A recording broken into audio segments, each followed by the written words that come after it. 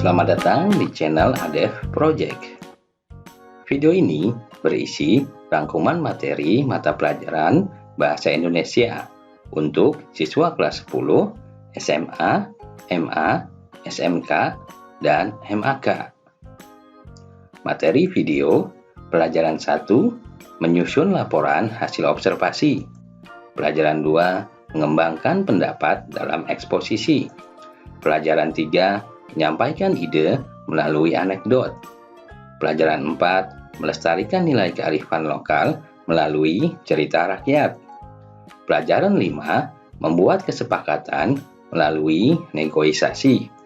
Pelajaran 6 berpendapat melalui debat. Pelajaran 7 belajar dari biografi. Pelajaran 8 mendalami puisi.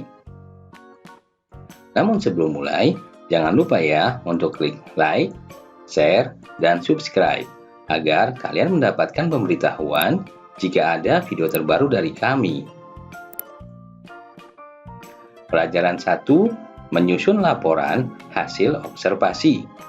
Teks laporan hasil observasi disusun dengan struktur A. Pernyataan umum atau klasifikasi, B. Deskripsi bagian, dan C. Deskripsi manfaat. Pernyataan umum berisi pembuka atau pengantar hal yang akan disampaikan.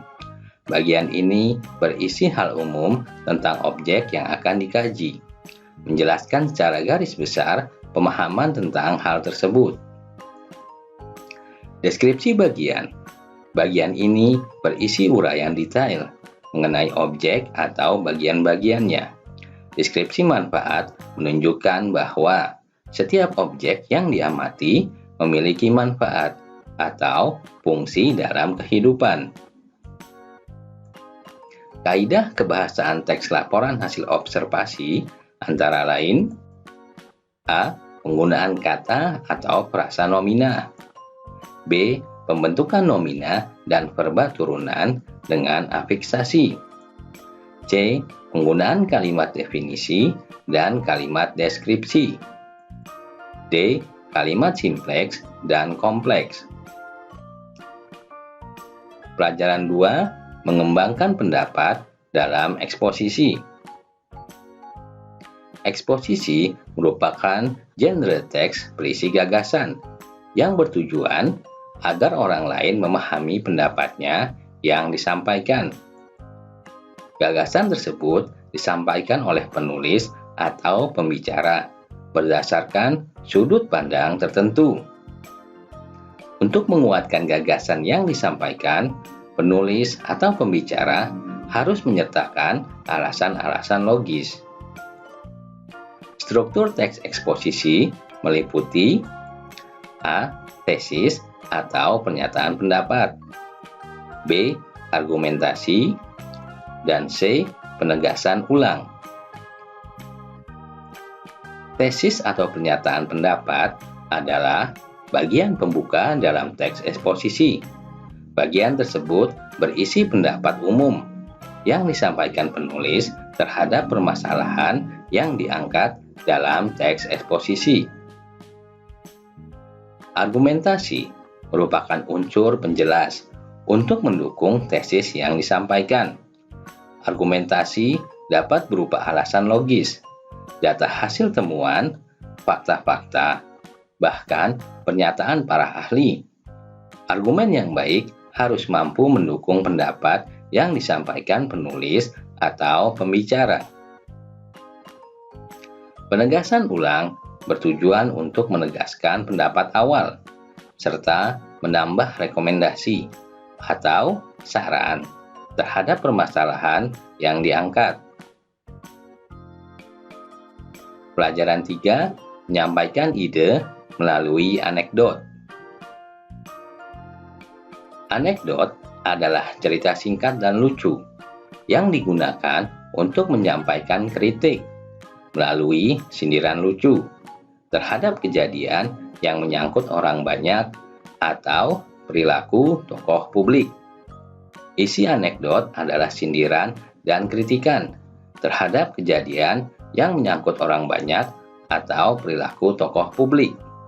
Fungsi komunikasi teks anekdot adalah untuk menyampaikan kritik terhadap kejadian yang menyangkut orang banyak atau perilaku tokoh publik.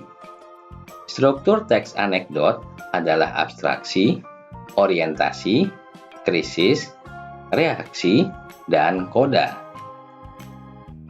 Ciri kebahasaan teks anekdot adalah A. Menggunakan kalimat yang menyatakan masa lalu. B. Menggunakan kalimat retoris. C. Menggunakan konjungsi yang menyatakan hubungan waktu dan konjungsi yang menyatakan hubungan sebab akibat. D. Menggunakan kata kerja aksi. Dan E. Menggunakan kalimat seru. Pelajaran 4. Melestarikan nilai kearifan lokal melalui cerita rakyat. Hikayat adalah salah satu jenis cerita rakyat yang disajikan dengan menggunakan bahasa Melayu klasik. Karakteristik hikayat antara lain: A. Merupakan kisah kemustahilan. B. Tokoh-tokohnya mempunyai kesaktian. C. Istana sentris. Dan D. Anonim. Pengarang cerita tidak diketahui. Nilai-nilai yang terkandung dalam hikayat sama dengan nilai-nilai dalam cerpen. Sebagian di antara nilai dalam hikayat yang masih sesuai dengan nilai kehidupan masa kini. Dari segi bahasa, hikayat mempunyai kekhasan, yaitu menggunakan bahasa Melayu klasik yang ditandai dengan penggunaan banyak kata penghubung dan kata-kata arkais. Persamaan hikayat dan cerpen antara lain dapat dilihat dari penggunaan gaya bahasa dan pengembangan alur. Pelajaran 5. Membuat kesepakatan melalui negosiasi. Negosiasi ialah proses tawar-menawar dengan jalan berunding guna mencapai kesepakatan bersama antara satu pihak dan pihak lainnya. Tujuan negosiasi ialah mengatasi atau menyesuaikan perbedaan, memperoleh sesuatu dari pihak lain, mencapai kesepakatan yang dapat diterima kedua belah pihak untuk melakukan transaksi, atau menyelesaikan sengketa atau perselisihan pendapat. Unsur-unsur pembangun teks negosiasi adalah A. Partisipan. B. Perbedaan kepentingan dari kedua belah pihak. C. Ada pengajuan dan penawaran. D. Persetujuan atau kesepakatan. Cara melakukan pengajuan dan penawaran adalah menyampaikan pengajuan maupun penawaran dengan bersikap sopan, tidak menekan pihak lain, saling menguntungkan, serta disertai dengan alasan.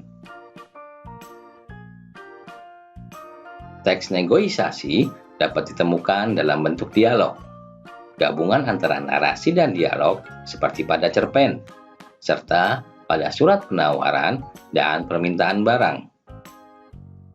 Struktur teks negosiasi adalah orientasi, pengajuan, penawaran, dan persetujuan. Pelajaran 6. Berpendapat melalui debat. Debat adalah proses saling bertukar pendapat untuk membahas suatu isu dengan masing-masing pihak yang berdebat memberi alasan. Apabila perlu, ditambah dengan informasi, bukti, dan data untuk mempertahankan pendapat masing-masing. Hasil debat biasanya menghasilkan sudut pandang baru yang bisa diterima kedua belah pihak. Unsur-unsur debat adalah mosi, tim afirmasi, tim oposisi, tim netral, penonton atau juri yang dipanggil, moderator, dan penulis. Mosi adalah permasalahan yang diperdebatkan. Kamu bisa mengetahuinya dari judul dan pendapat yang disampaikan pihak-pihak yang berdebat. Ragam bahasa yang digunakan dalam debat adalah ragam ilmiah yang harus memenuhi ciri A. Sesuai dengan kaidah bahasa baku, baik kaidah tata ejaan maupun tata bahasa. B. Ide yang diungkapkan harus benar, sesuai dengan fakta dan dapat diterima akal sehat.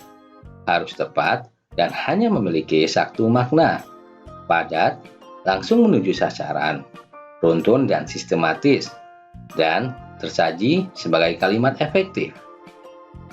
Dan kata yang dipilih memiliki makna sebenarnya. Pelajaran 7, belajar dari biografi. Riwayat hidup yang ditulis sendiri oleh tokohnya disebut autobiografi, sedangkan riwayat hidup yang ditulis oleh orang lain disebut biografi. Berdasarkan fungsi ataupun tujuannya, cerita ulang dikategorikan sebagai teks narasi, yakni teks yang bertujuan untuk mengisahkan suatu peristiwa dengan senyata-nyatanya, sehingga pembaca ataupun pendengarnya seolah-olah menyaksikan langsung peristiwa itu. Struktur teks biografi adalah A. Orientasi atau setting, berisi informasi mengenai latar belakang kisah atau peristiwa yang akan diceritakan selanjutnya untuk membantu pendengar atau pembaca. Informasi yang dimaksud berkenaan dengan ihwal, siapa, kapan, di mana, dan mengapa. B.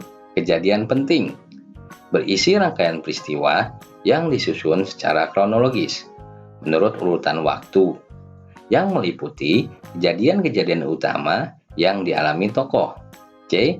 Reorientasi, yang berisi komentar evaluatif atau pernyataan kesimpulan mengenai rangkaian peristiwa yang telah diceritakan sebelumnya. Untuk menemukan karakter unggul tokoh dapat dilakukan dengan mengidentifikasi peristiwa atau permasalahan apa yang dialami seseorang serta bagaimana caranya menghadapi semua itu. Cara menggambarkan karakter unggul tokoh ada dua, yaitu A.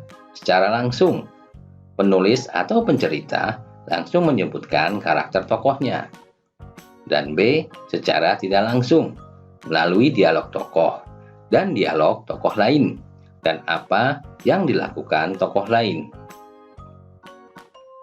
Pelajaran 8, mendalami puisi. Suasana adalah keadaan jiwa pembaca setelah membaca puisi itu. Tema puisi menjadi inti dari makna atau pesan yang ingin disampaikan penyair dalam puisinya. Makna puisi adalah pesan yang ingin disampaikan penyair lewat puisinya. Hal-hal yang harus diperhatikan dalam membacakan dan memusikalisasi puisi adalah vokal, intonasi, dan ekspresi. Untuk musikali puisi ditambah unsur musiknya. Pengimajian adalah kata atau susunan yang dapat mengungkapkan pengalaman sensoris, seperti penglihatan, pendengaran, dan perasaan. Kata konkret adalah kata yang memungkinkan munculnya imaji, karena dapat ditangkap indera. Rima adalah bunyi-bunyi yang ditimbulkan oleh huruf atau kata-kata dalam larik dan bait. Sedangkan irama adalah pergantian tinggi rendah, panjang pendek, dan keras lembut ucapan bunyi. Demikianlah rangkuman materi pelajaran Bahasa Indonesia untuk siswa kelas 10. Sampai jumpa di video lainnya. Jangan lupa untuk klik like, subscribe, dan tekan loncengnya. agar kalian mendapatkan pemberitahuan jika ada video terbaru dari kami.